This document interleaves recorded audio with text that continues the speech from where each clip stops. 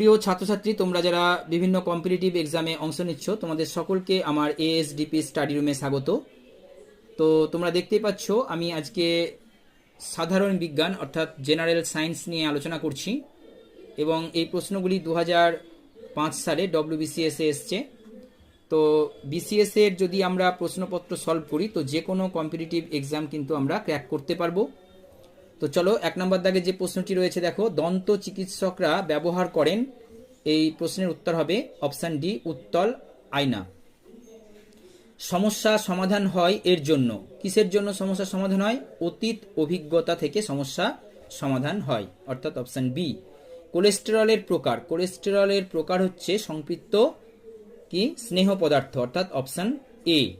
ঠিক আছে, তারপরে হচ্ছে 4 নম্বর দাগে, নিম্নোক্ত প্রাণীদের মধ্যে কোনটি দেহখণ্ডক সর্বাপেক্ষা কম? এই অপশানগুলির মধ্যে সবচেয়ে দেহখণ্ডক কম রয়েছে কৃমি, অর্থাৎ অপশান এ। 5 নম্বর দাগের প্রশ্ন, পৃথিবীতে নাইট্রোজেনের সর্ববৃহৎ সঞ্চয় হলো কি? বাতাস, অর্থাৎ অপশান বি। যে পদ্ধতিতে এলপিজি সিলিন্ডার থেকে গ্যাস মুক্ত হয় তাকে কি বলা হয়? তাকে বলা হয় ডিফিউশন। তারপরে নেক্সট হচ্ছে 7 নম্বর দাগে, টেলিস্কোপের নলের উভয় প্রান্তেই থাকে কি থাকে? সম উত্তল লেন্স থাকে।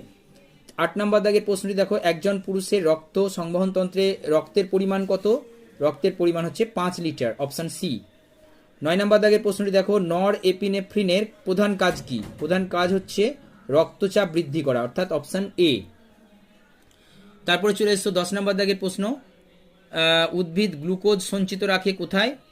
কি রূপে থাকে গ্লুকোজ? শ্বেতসার রূপে সঞ্চিত থাকে, অর্থাৎ অপশান সি।